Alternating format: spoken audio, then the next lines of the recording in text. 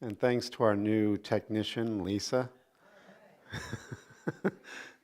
She is standing in for our good friend Bill. And so happy to have you here in the space. And if you're joining, glad you're able to do that on a Sunday morning from wherever you are. This is a very special time for me because I get to unpack all of the deepest treasures of my heart and share them and hopefully make a difference in your life. It's been something of late that this topic for this morning has been coming up. It's been coming up a little bit in class during the week, and it's primarily centered around the ending of conflict.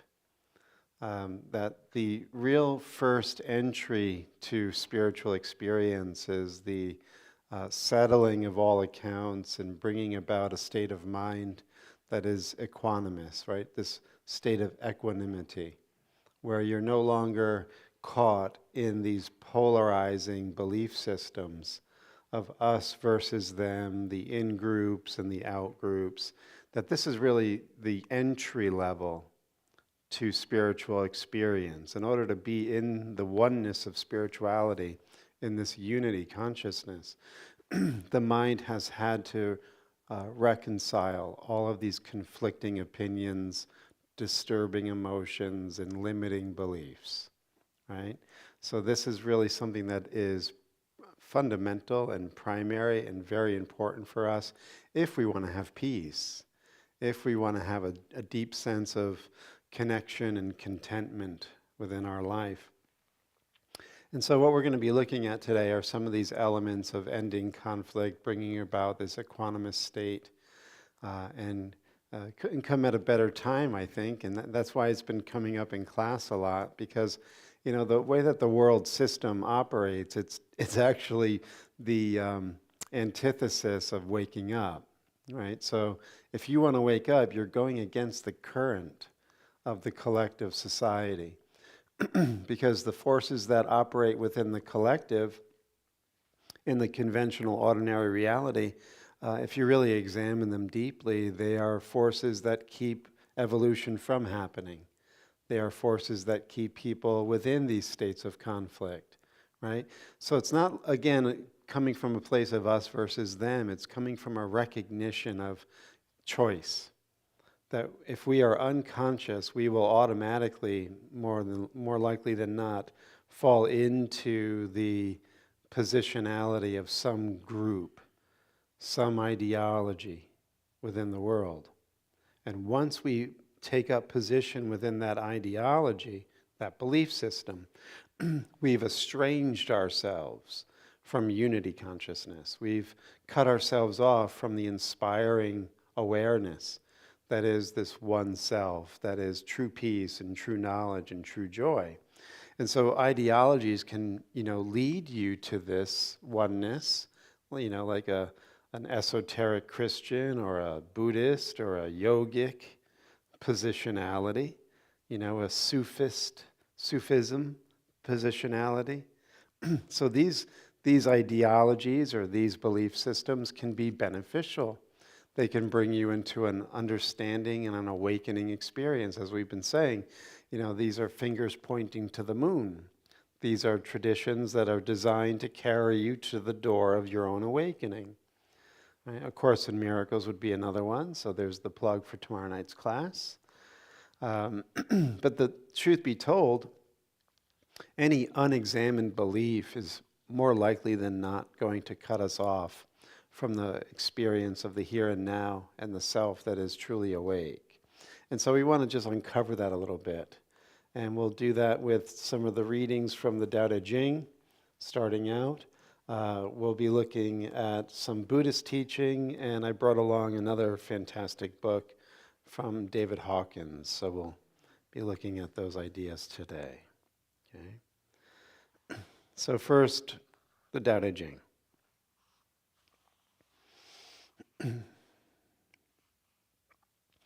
This is taken from chapter 70. My teachings are easy to understand and easy to put into practice. Yet your intellect will never grasp them, and if you try to practice them, you'll fail. My teachings are older than the world. How can you grasp their meaning? If you want to know me, look inside your heart. So this is really, again, the wake-up call for us to understand that when we approach these esoteric teachings, these teachings that bring about the state of enlightenment or awakening, we have to actually shift our focus from the default setting. So for many of us, we are very conceptual or we're feeling oriented. And these teachings, in many ways will be out of our reach if we are staying within the thoughts or the feelings of the lower mind. So what Lao Tzu is doing is he's creating this feeling of an impasse where you can't get there from here, using your concepts and using your familiar conditioned patterns of belief and feeling. And so he's saying that these teachings can't be grasped with the intellect, and if you try to practice them, you will fail. So this is something we're not used to hearing a lot in Western spirituality, that if you try to practice these teachings, you will fail. What he means by that, I think, is that the separate self is really the block to this mystery of you directly experiencing the one self. And so if you think you can do it on your own, that there's somehow a part of you that is able to achieve and get this thing called enlightenment, he says you're going to fail, because it will always be a thing out there. The enlightened state is closer to you than yourself. Right? The self is a concept. Right? That's what these teachings really get at. That's why their number one method is to calm and still your mind. Right? That's why in a state of conflict, you'll never know yourself. Because when you truly know yourself is ubiquitous, it's ambient, it's total. It fills and is all things. Right? That's your natural inheritance. That's your deepest nature. You are the seer, the process of seeing and what is being seen simultaneously. And that is joy. That is peace. That is coming home. So if we stay within this fragmented perception of the ego body illusion, and we think as this ego body illusion, I'm going to get something that is enlightenment, then we will never achieve it. We will always fail. It will always be elusive, right? So that's why in A Course in Miracles, Jesus says, in order to come home, you have to give up the getting concept, right? There's nothing to get. It seems paradoxical, but it's true. The self that wants to get something is the block, is the obstacle, right? That's why he says, look inside your heart. If you want to know this, how do we look inside our heart? We have to calm. We have to be still, and we have to be so awake that we're aware of the fact that everything that we normally associate with are really just these fleeting sensations, these fleeting ideas and images, memories, impressions, vibrations. That this is what we're really identifying with as a self, as others, as my life. So when you really start to slow down and quiet the mind, you get to see how in each moment there's this false identity that's being, perpetrated on the mind that stays asleep. But when it wakes up, it realizes, wait, I'm calling this myself? I'm saying that this, what I'm experiencing right now is this vibration, this memory, this sensation. This is me? When you really look deeply, when your mind is quiet and discerning and bright, it just begins to fall apart like a house of cards. So that's looking inside the heart. And then he says here, not knowing is true knowledge. Presuming to know is a disease. First, realize that you are sick, then you can move toward health. The master is her own physician. She has healed herself of all knowing. Thus, she is truly whole. So again, the paradox. Not knowing is true knowledge. Presuming to know is a disease. First, realize that you are sick, then you can move toward health, right? So this is spoken of in Buddha's First Noble Truth, that when you have a self that's really not the real you, and you're trying to make this the real you, life is suffering, right? We're clinging to these ideas, we're clinging to these memories, we're clinging to these agendas, and the self that's supposedly here right now is a figment of our imagination, right? In the beginning, it's a bit of a fantasy to think this way, but if you're in a place of deeply looking and introspecting, it begins to become experiential. So, presuming to know is the disease, right? So the not knowing in the present moment, the being open to other possibilities emerging, is really the key to awakening and opening the mind to this deeper, real you. Yeah? Us. And then finally here. Men are born soft and supple. Dead, they are stiff and hard. Plants are born tender and pliant. Dead, they are brittle and dry. Thus, whoever is stiff and inflexible is a disciple of death. Whoever is soft and yielding is a disciple of life. The hard and stiff will be broken. The soft and supple will prevail. So this is also in terms of your mental states, right? Being open to having these ideologies deconstructed, these internal positions that we take up in terms of what sets us apart from others, our identity, our group, our brand, our beliefs. These become ways of getting rigid and stiff in our life. And then we feel as if, we have to keep defending these rigid points of view. And he says eventually they all break down. Eventually you come to see that everything that we clung to was an identity that really never was us. And it becomes really a burden to bear. And he says to become more loose and fluid and pliant gives us access to something far greater than these limiting positions. Right?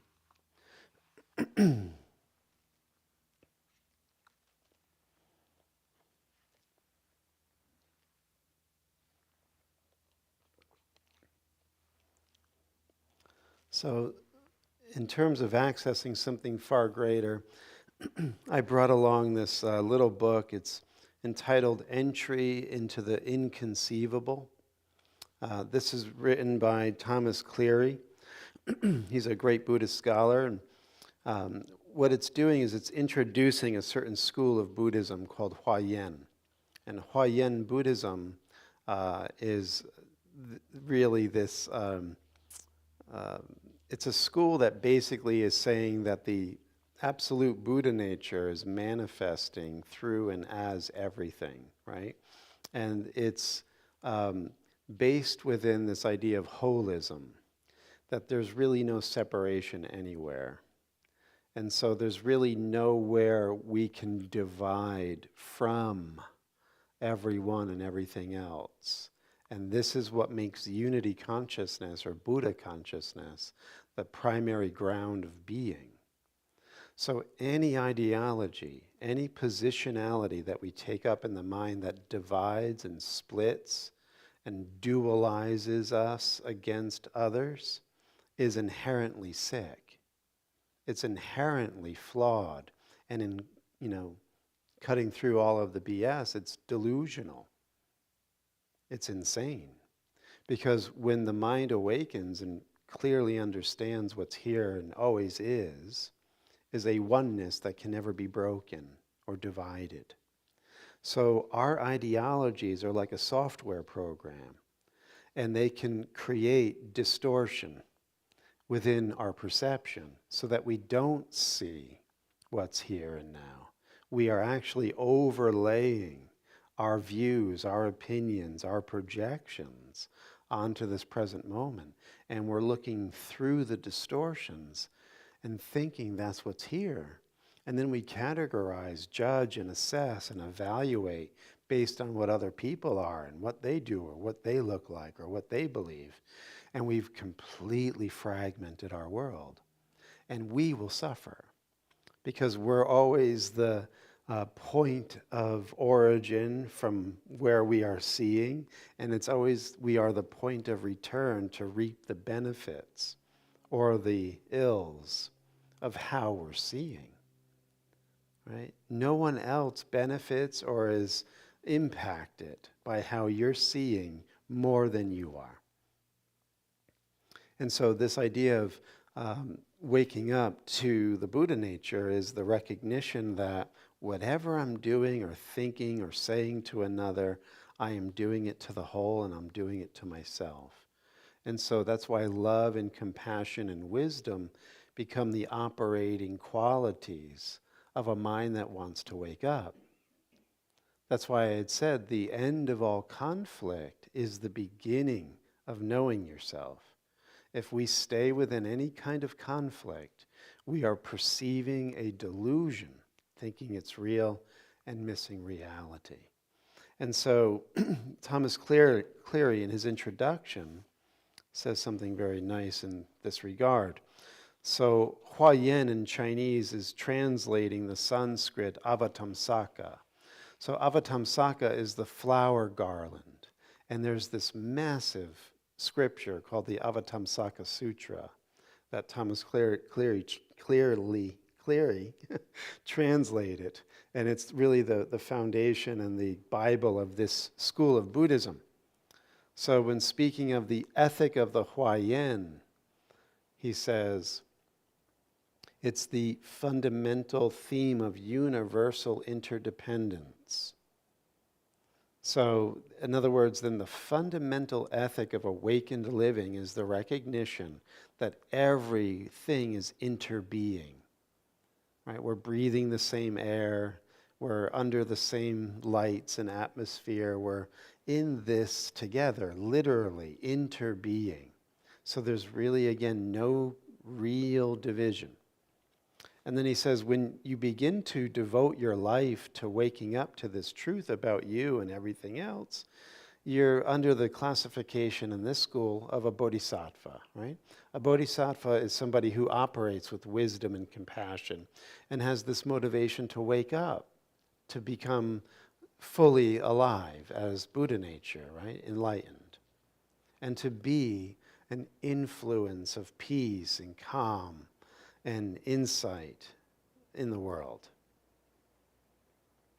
So while the so-called bodhisattva, the person devoted to enlightenment, constantly nourishes aspiration and will, going beyond the world, nevertheless the striving for completion and perfection, the development of ever greater awareness, knowledge, freedom, and capability is continually reinvested, as it were, in the world, dedicated to the liberation and enlightenment of all beings.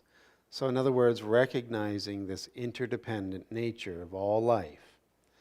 There's no me that's going to get awake without the you being awakened. Right? So the bodhisattva understands the nature of reality, and therefore understands that whatever wisdom, whatever capabilities, whatever development I'm undergoing as this spiritual being that is aspiring to actualize my full potential, the way that I accelerate that is by giving it and sharing it with others so that all benefit. And then it feeds back again, because remember, we're the point of origin and the point of return for everything that we give. And so if we're in the world giving these energies of enlightenment and compassion and love, then it will come back, and then we can accelerate and grow even more. So it's this feedback system. And so we cannot do this alone. And the Bodhisattva recognizes that an awakening, real awakening, includes everyone, right? No matter what they believe, no matter what party or group they belong to, that is all inconsequential when you begin to see from this perspective.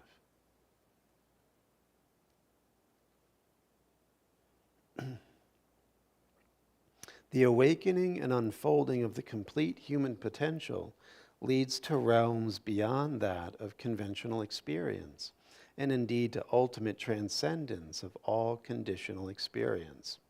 Yet the Bodhisattva never maligns the ordinary and does not forsake it, instead translating appropriate aspects of higher knowledge into insights and actions conducive to the common good. It is a general characteristic of Mahayana or universalistic Buddhism that the mundane welfare of beings is considered a legitimate, if not ultimate, aim of enlightened activity. And many aspects of the ethical and practical life of bodhisattvas may be seen in this light.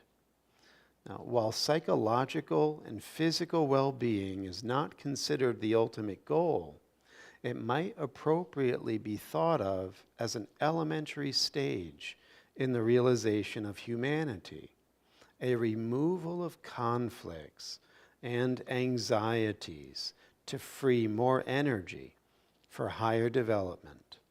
So the bodhisattva, the enlightening being, wants to influence other beings to have less anxiety and reduced conflict within their physical and psychological state, right? And as Jesus says in the gospel, by their fruits you shall know them. So people are always showing you what motivates them. That's why clear discernment on this path is critical. That when you see others in your life that are promoting this lifestyle of unity and kindness and compassion and universal embrace, then you realize that they're motivated by this. That's why Sangha in Buddhism is a key element. You want to get around people who are motivated by these same ideas and virtues and qualities, because we become the people we associate with. Right? Very important. So check in with yourself to see, am I around others that are promoting conflict in whatever way, shape, or form? Or am I really associating with others that are reducing conflict? Really important to see this. Because from wherever we come from, if we're in these ideologies and these positionalities, where we think it's actually right and good to judge another group or person, that it's the onus is on us to be critical of others. And there's a nobility in this conflicted state. We do go through this, yes? That we think we're actually standing for what's right and true. And that's why we hate everybody that doesn't stand for what we stand for. Everybody's doing that. That's why it's delusional. And it hurts the mind. So to see that conflict in whatever form, for whatever reason, is delusional and suffering will perhaps allow us to become less and less enamored of these positions and ideologies that seem noble in terms of their concepts or their agendas, but underneath the trappings, they're really just delusional systems in disguise. Okay? And it's part of that process of losing the identity of the false self. Right? So the ego is conflict. Like, this is what we have to recognize. The ego is the I that thinks it's the body. And the ego feeds on strife and conflict. That's why there's a part of the mind that actually feels comfortable with conflict and encourages the judgment of other groups or other people or other ideologies. So when we begin to really meditate with this commitment to end our suffering and to perhaps be a force of ending suffering for others, we begin to realize and expose these blind spots within our own awareness that we're addicted to conflict, that we're completely entrenched in making this delusional system our navigating force in life.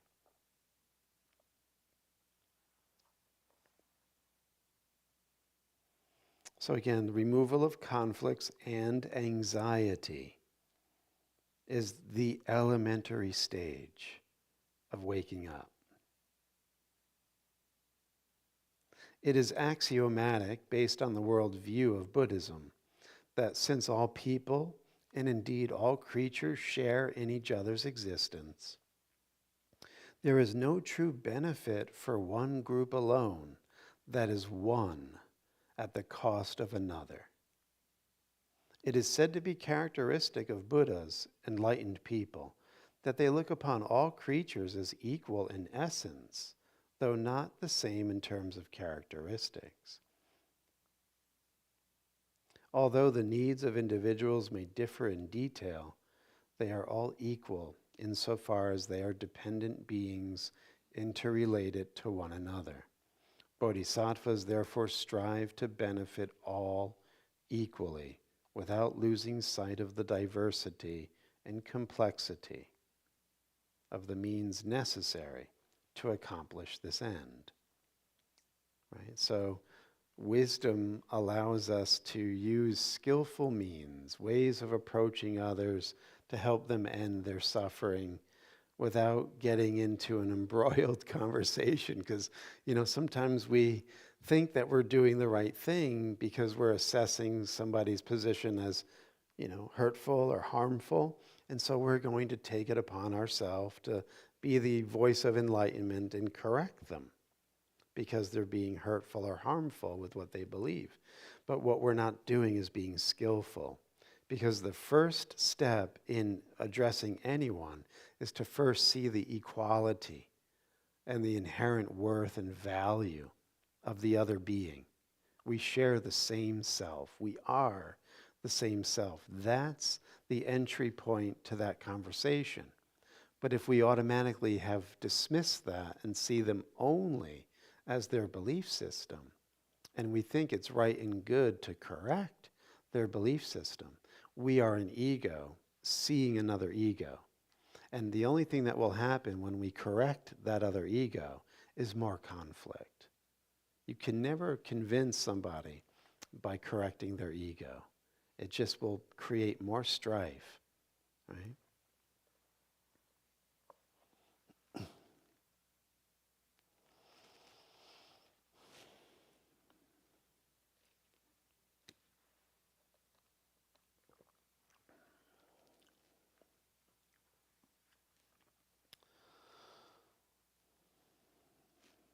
So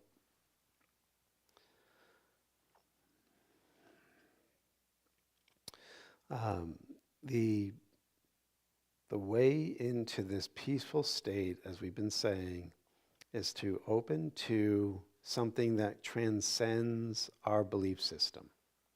And the only way we can transcend our belief system is first to recognize that there is another element within us that already is that awakened self, and begin to turn our attention upon it.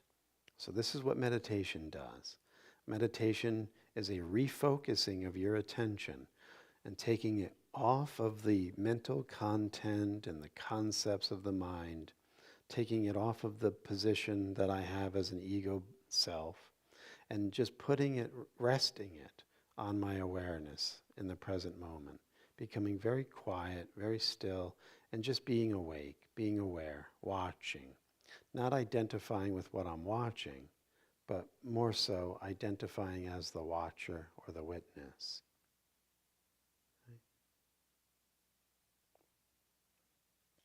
The mind begins to slow down. The breath becomes elongated and calm. Your perception, your mental acuity becomes very sensitive. You begin to pick up things that are happening within the bodily sensations, within your feelings, your emotions that you were not aware of. And you're simply staying with the breath, staying with the witnessing, and continuing to calm, continuing to relax.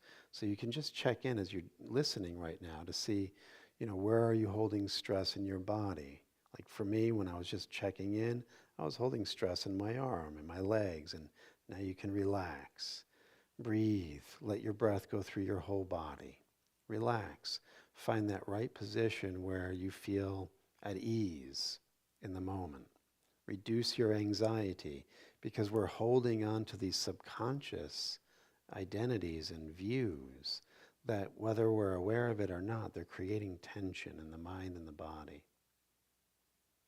Right? So we have in many ways become so habitualized to being in conflict. That's why in A Course in Miracles, Jesus said that all interpersonal conflicts start with intrapersonal conflict. That we haven't allowed this inner peace to fill our being. We're holding on to these grievances and tensions in the body and the mind. Meditation, as we're saying, unties those knots. Just find that breath, find that flow, relax, stay bright, stay awake, stay aware. Release any tension you're holding in the body. Do some body scanning with your breath. Scan from the tips of your toes to the crown of your head. Just breathing, relaxing, and coming to ground in the present moment, in this bright, wakeful state.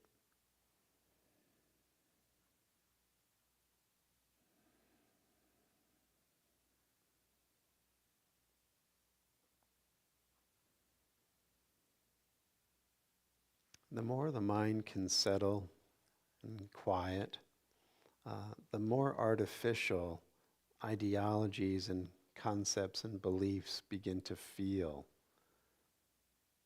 They begin to be effervescent bubbles within the mind.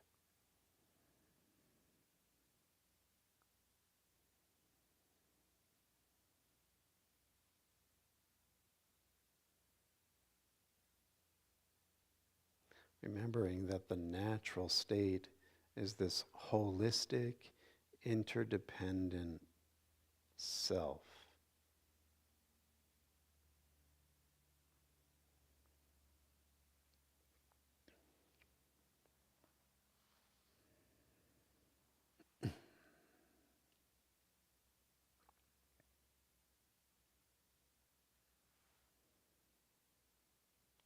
And Dr. David Hawkins refers to the self as presence, capital P. And he's giving a first-hand account of what it was like for him to dissolve the ego structure of the lower self and completely enter into this state of knowing oneself as presence, right? Beyond all division and conflict. And that's what he has to say. After the major transformation of consciousness, the presence determines all actions and events. A permanent alteration of consciousness establishes itself and is constantly present, in its stillness and silence, even though the body talks and functions in the world.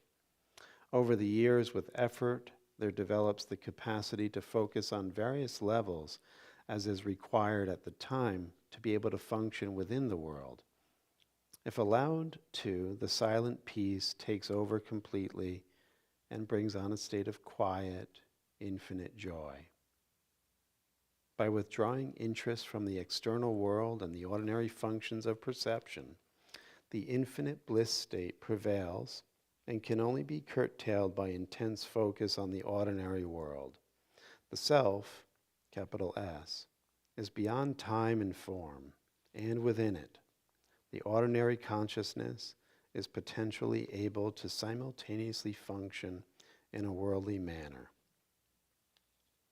So that's, coming to a fullness of understanding of the self, and then having to drop down in order to operate within the ordinary framework of human activity and thought. He says when he had this awakening experience, that there was difficulty in considering the world of ordinary perception to be real and taking it seriously. This led to a sort of permanent capacity to see the world from a humorous viewpoint. A permanent capacity to see the world as a joke. Like, what if that were clearly made evident to you? That all of this seeming tragedy and difficulty and struggle and survival really was just a movie. And it had no bearing on your safety or who you really are.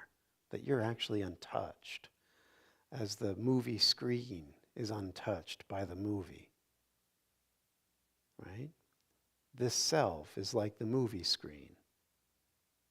And what's happening on the screen, all of these images and actions and war and struggle and upset and fear, these are all just images flickering on the screen.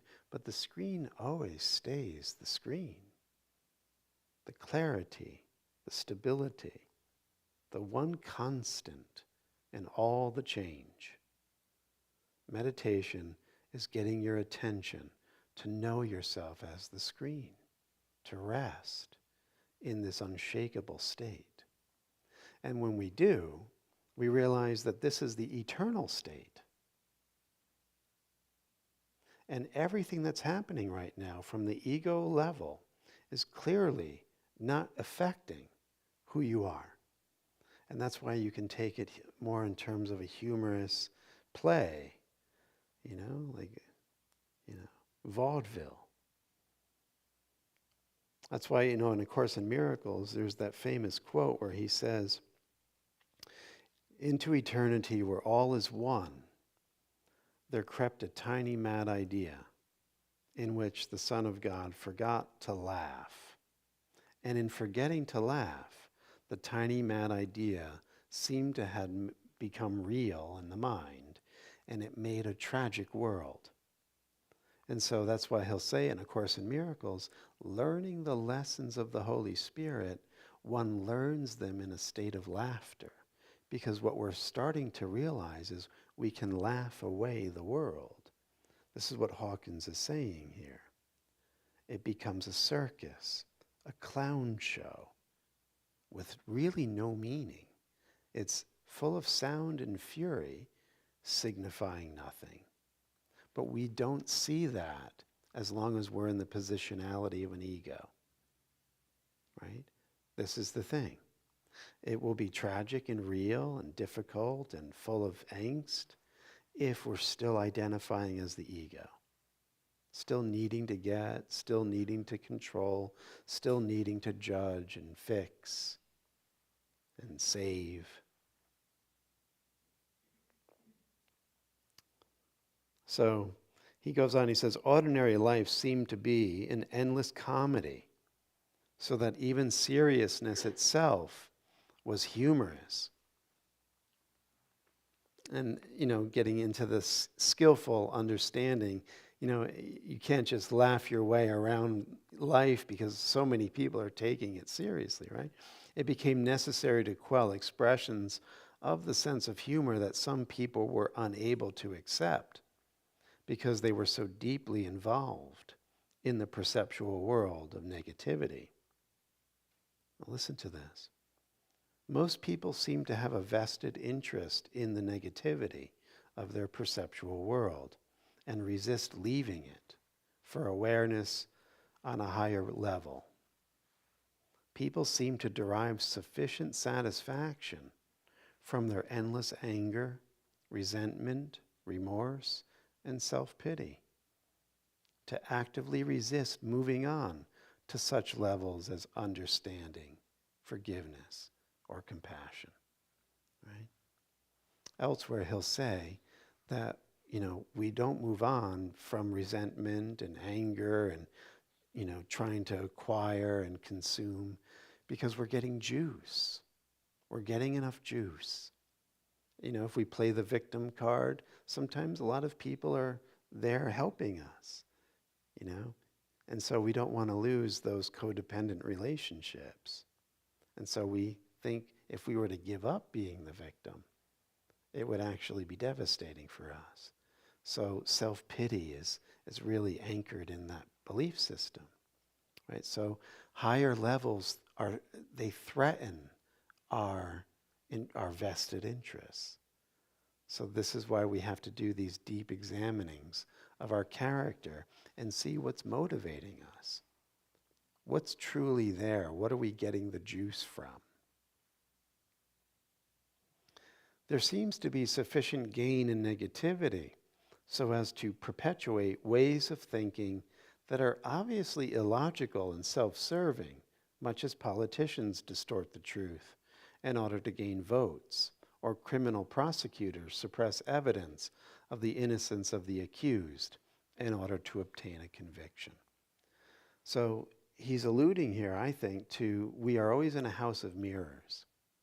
And so if we're not being authentic and honest with ourselves, and we're manipulating, then we'll be attracted to ideologies and viewpoints and politicians, etc., that are also not authentic and are manipulating.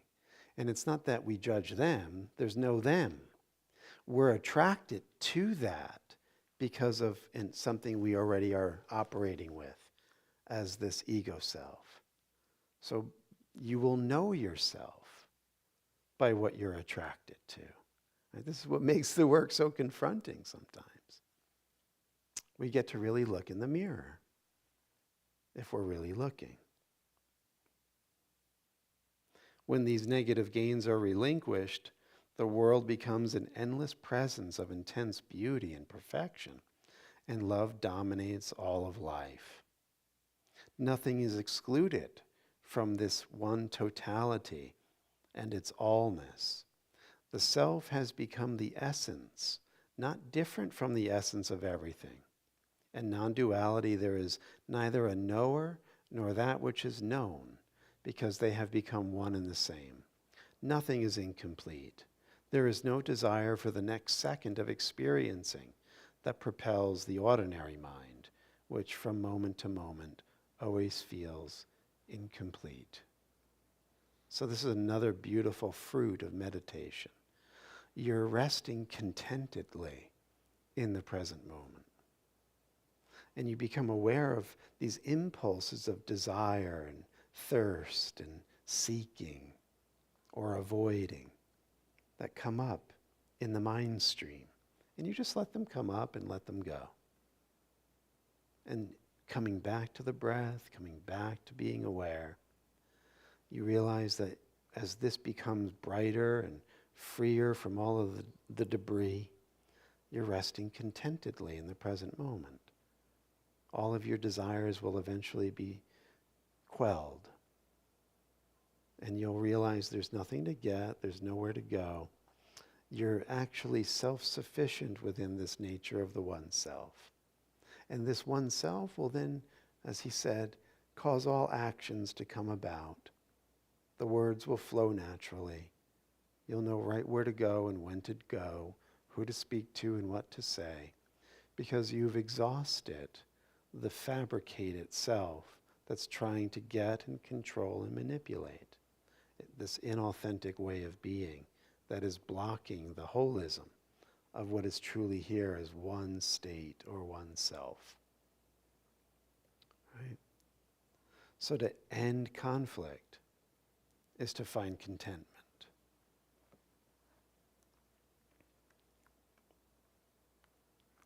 Last thing here from Hawkins.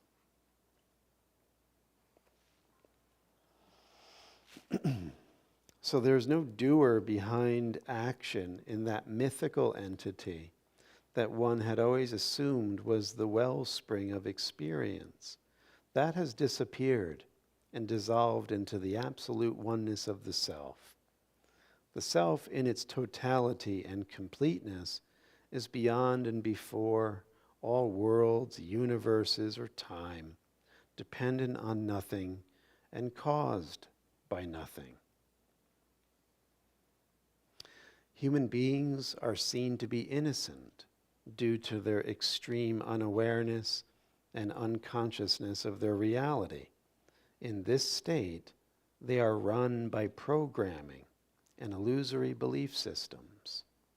At the same time, the purity of the spirit shines forth as their intrinsic beauty. So, despite the fact that we might be operating with a delusional software program that's cutting us off from other selves that we are, the one who's awake, the one who's wanting to bring enlightenment into the world, will overlook those delusional belief systems and focus on the bright spirit that is always there shining in a beautiful light within every individual. You can't help but see it if you're looking for it. Right? This is what he's saying. This is how we bring about world peace. This is how we stop the war. Right? We have to end the war within, or we will keep seeing war without on every level. It's not my group's going to end the war. It's that the self will see there's no war anywhere. Is this clear? Yes?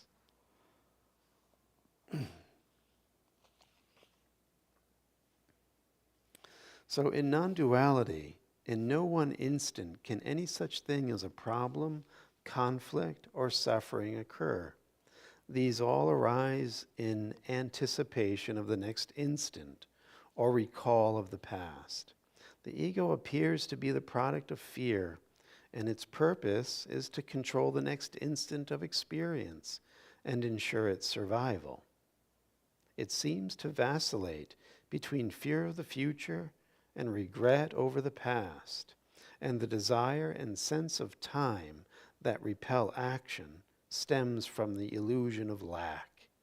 With a sense of completion, desire ceases. That which believes it is finite fears for its survival, for it is subject to time and the illusions of not having everything now.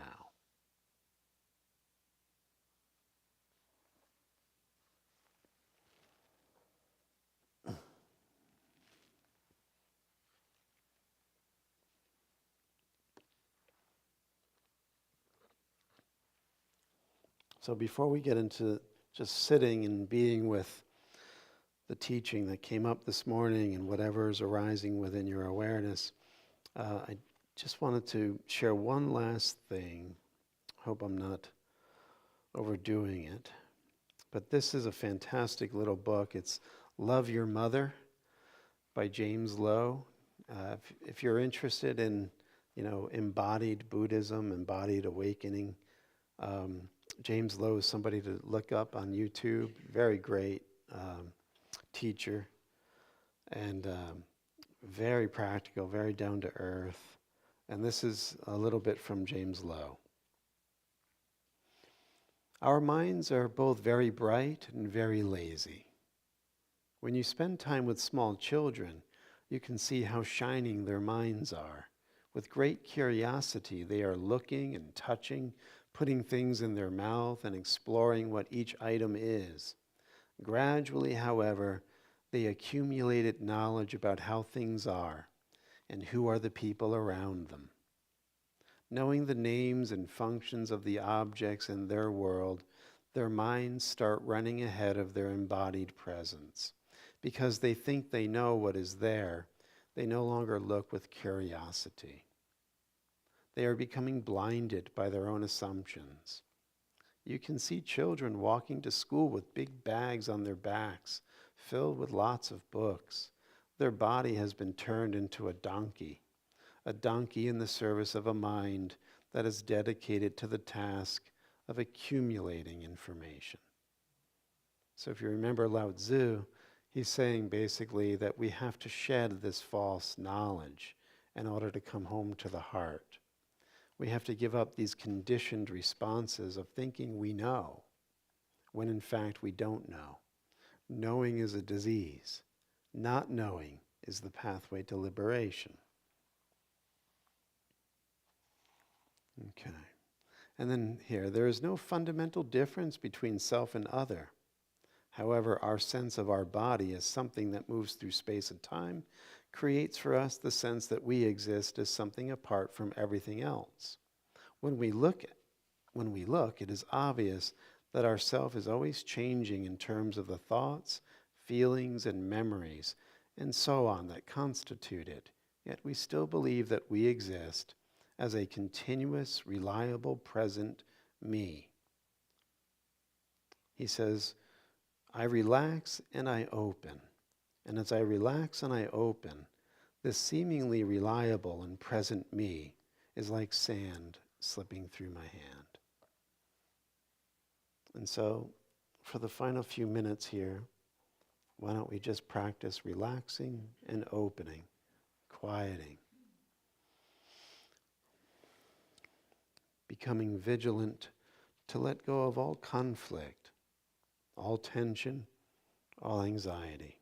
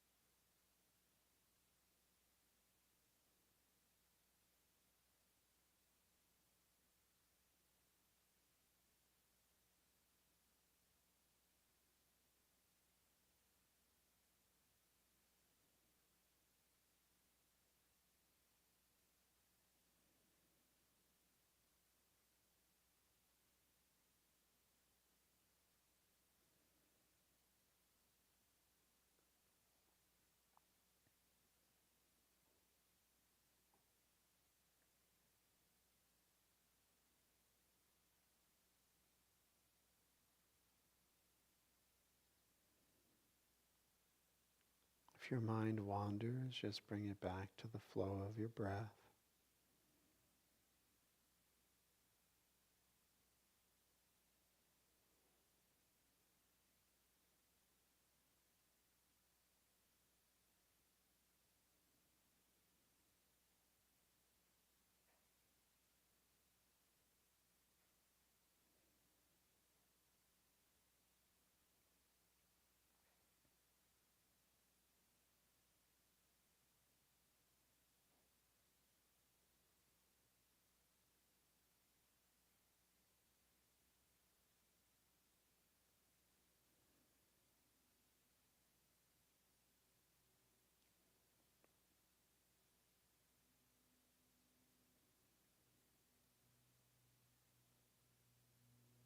Just for a few minutes, let go of everything you think you think.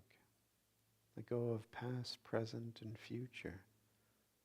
Just let go. Be free. Drop everything. See what that feels like.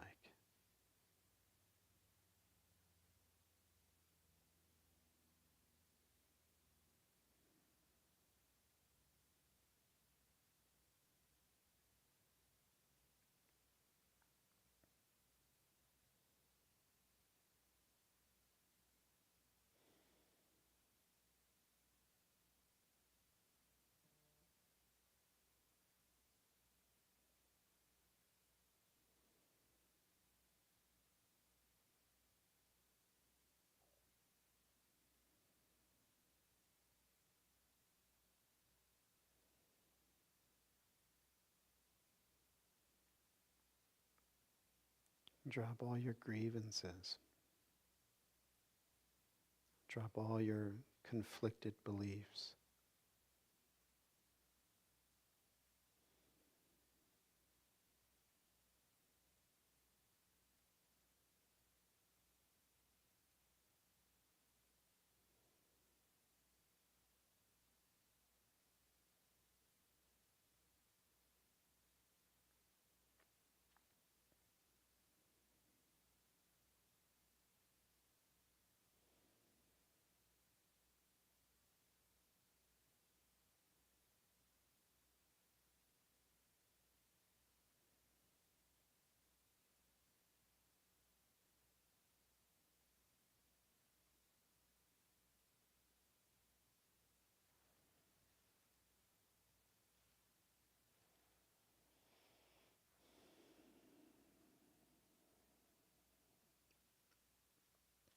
Just stay in the meditation as you hear the bell. Continue to drop all grievances, all conflict.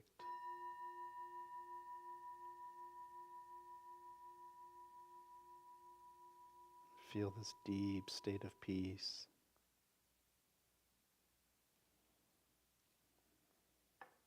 Blue bag can go around. Oh, thank you.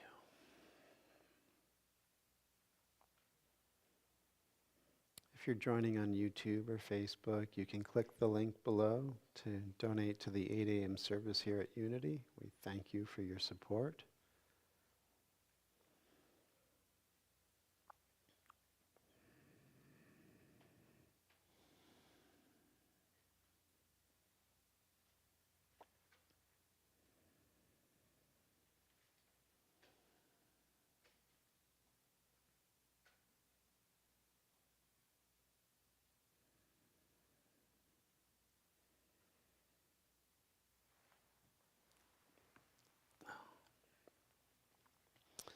Blessing the gifts and the givers, charging it with the intention to bring peace and healing to all hearts and minds. And so it is. Amen.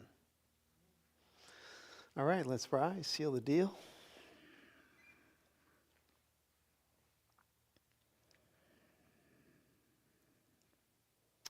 Closing your eyes, resting within the quiet state of the heart. Knowing always that the light of God surrounds us, the love of God enfolds us, the power of God protects us, and the presence of God watches over us. Wherever we are, God is. Amen. Shine bright, my friends. Have a great afternoon.